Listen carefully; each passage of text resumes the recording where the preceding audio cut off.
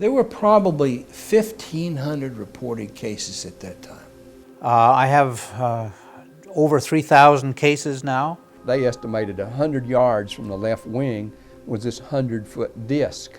And the strength of the signal was as strong as the surface contact on the water of an aircraft carrier. This contact was huge. The size of these objects around 100 meters or greater. So it would go from 1 o'clock, 7 or 8 miles to 6, 7 o'clock, 7 or 8 miles inside of 4 or 5 seconds. You have to be moving pretty quickly. They could rise, just go straight up. They could do that, just seemed like instantaneous. Once they started moving, they went straight up, for a while, and then they went zap. Then it just sort of disappeared, it dematerialized. And left the atmosphere, just was gone. It just took off into space. He said, "You are never to speak of this again. As far as you're concerned, this never happened." And you never saw this, and I don't exist, and this situation never happened. I didn't want to look at it any longer than that because I felt that my life was in jeopardy. I am prepared to state that I have been at locations where craft of unknown origin that did not originate on the face of this planet was there. I am prepared to state that while I was there, we saw living, dead bodies of entities that were not born on this planet. I am prepared to state that we had what they referred to as interfacing with those entities. We have contact with aliens not originating from some foreign country, but from some other solar system. And I have been a party to that. What some of these witnesses also revealed were observations of UFOs hovering over storage sites of nuclear weapons and nuclear rocket launch sites. The big increase in all the sightings around the world happened at the time when we began to detonate nuclear weapons. This is not an accident. And I've been told by senior intelligence officials that essentially a big red flag went up over our planet saying we were in trouble. But not only are we in trouble, but we could be a threat to others, because you combine going into space, the early stages of space travel, and the use of hydrogen bombs and nuclear weapons, and a civilization on Earth that was still very violent, as you look around the Earth even today, of course. So this is something that any enlightened or even self-interested civilization observing the Earth, which I think we've been under observation for thousands of years, would be greatly concerned. Over the last 35 years, I have talked to now over 100 people, about 115 nuclear missile launch officers, targeting officers, missile maintenance personnel, and missile guards. And these individuals, for the most part, do not know each other. Some were in the Air Force in the 1960s, some were in the Air Force in the 1990s. And they were at different bases, but they all have very, very similar stories. And what they describe is UFOs coming in very quickly at high rates of speed and instantly stopping and hovering, either over the underground nuclear missile launchers or what are called launch control facilities that launch the missiles. So after the missiles malfunction, the UFO leaves. Now, this has occurred at least 3 Air Force bases that I'm aware of in the United States. The event, the incident, I guess I call it, is happened on the morning of March 16th, 1967. As I recall, it was early in the morning, and I received a call from my topside security guard and said, "Sir, there's a glowing red object hovering right outside the front gate." He said, "I'm looking at it right now. It's a glowing red object. I've got all the men out here with their weapons drawn." And of course, he was all shook up while he was telling me this. He was very excited. I immediately went over to my commander, who was taking a nap. We have a little cot down there in a rest period. And I was telling him about the telephone call we just received, then as I was relating this to him, our missiles started shutting down one by one. There were approximately anywhere from 6 to 8 that went down, but they went down in rapid succession, which again is extremely rare. And in the meantime, I called upstairs to find out what the status was of this object. The guard said, well, the object has left. It just left at high speed. 2,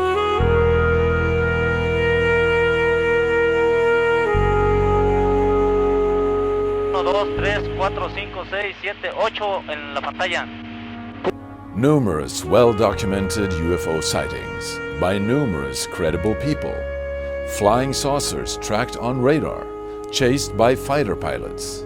Nuclear missile sites malfunctioning after UFO visitations, and even alien beings witnessed by police officers and high-ranked military personnel. Where does all this leave us? 4 major conclusions after now 52 years, 51 years of study and investigation. First, the evidence is overwhelming that planet Earth is being visited by intelligently controlled extraterrestrial spacecraft. In other words, some UFOs, some, underline it 20 times, some UFOs are alien spacecraft. Most are not. I don't care about the ones that aren't. I'm a nuclear physicist. I don't care about the isotopes that aren't fissionable. You want to build a reactor, use the one that is. Who cares about the rest? That's the first conclusion. Second, the subject of flying saucers represents a kind of cosmic Watergate. That is to say, some few people within major governments have known since at least 1947, when at least 2 crashed flying saucers were recovered with alien bodies in New Mexico, that indeed some UFOs are alien spacecraft. Notice I'm not saying everybody in government knows. That's not how you keep secrets. I worked under security for 14 years. Need to know is the important factor.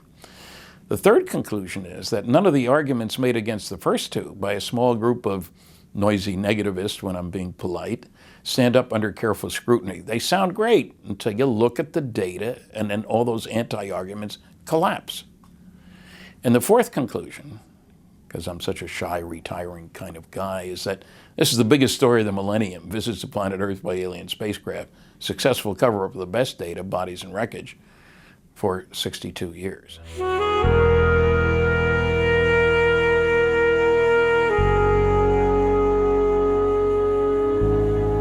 Extraterrestrial beings from somewhere are engaging us and this planet, and have been for at least since the mid-20th century, and possibly for as many thousands of years back as you care to go. That's a fact. That's an absolute certain fact. It's been proven many times over. Since the 40s, the governments of the world, and certainly the United States government, the industrialized governments, have been aware of this, right? That's a fact. It's been proven.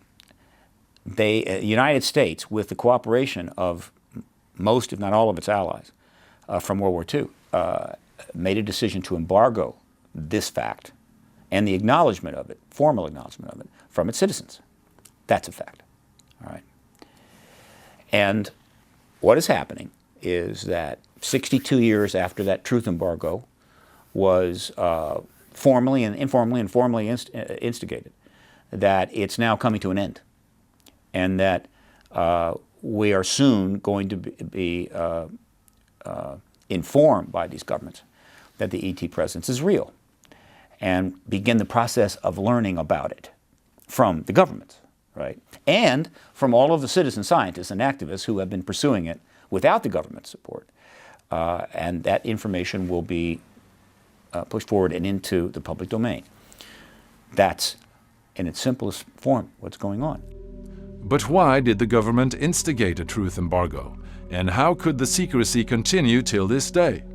The concern in the Pentagon in the 1940s, when suddenly you have these very strange objects appearing that don't seem to be American and don't seem to be Russian, if they are spaceships, we might, if we tell the public about this and be candid with them, there could be massive panic. The the first chief of Project Blue Book, Captain Edward Ruppelt, when he left the Air Force and wrote a book in 1956 about what the Pentagon knew, he stated that in the Directorate of Intelligence at the Pentagon, there was open discussion and ongoing discussion about we cannot tell the public the truth because they will not handle the truth well. They also didn't want to alarm the people because their job is to defend the United States. And they couldn't stop these UFOs. They went with impunity anywhere they wanted to go, okay? So the military never wants to admit that they couldn't do anything about this, because that would be to admit they were defenseless. If we have recovered a spacecraft in 1947 at Roswell, that technology would be so superior to human technology that the Pentagon certainly would keep that a secret, even from America's allies in Europe, to try to create our own UFOs. So if a war with the Russians, the Soviets happened, we would have the advantage because of this superior technology. That would be one reason for the secrecy. But they had a formidable problem, because while it's easy to decide, okay, we're not going to talk about this, we're not going to reveal this, ETs are all over the place. They're being seen, filmed, photographed, seen by pilots outside of cockpits, year after year after year. At the same time, they're trying to maintain a policy that there's nothing there to investigate. So they had a really tough job. It's easy to say we're going to build a super bomber and put everybody under oath and classify the whole program and maybe even stick it underground and build your secret bomber. That's easy, right? But this was not easy. The extraterrestrials can come and go as they pleased. They could come and contact people as they pleased, abduct them, apparently, if they wish to. And the government has to somehow maintain this false reality in the face of all that. So the truth embargo was not just a simple decision and extremely difficult to implement. The amazing thing is that they did. They put an enormous amount of money, time, and effort into this truth embargo and succeeded.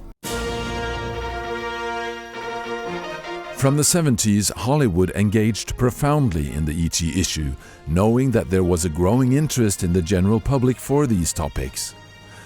The popular movies also had the effect of making people more familiar with the thought of a widely inhabited universe beyond our own planet system. In the 90s, people started recording their observations with the new handy camcorders. Today, thousands of UFO clips are posted on YouTube. But unfortunately, with the sophisticated animation tools now available on home PCs, it's almost impossible to tell the real from the fake. So this has made both video and digital stills documentation less reliable as evidence or proof of sightings. But in spite of this growing interest in the subject, the main news media have left the UFO phenomenon almost untouched. In terms of mainstream news coverage, this topic is not taken seriously. It's basically a non-topic. So how is that so? Here's how. It requires an understanding of the relationship between most of the mainstream news media and global intelligence communities. So what that says, that doesn't mean that the CIA controlled everything, but that you have to understand the media acts in certain choke points.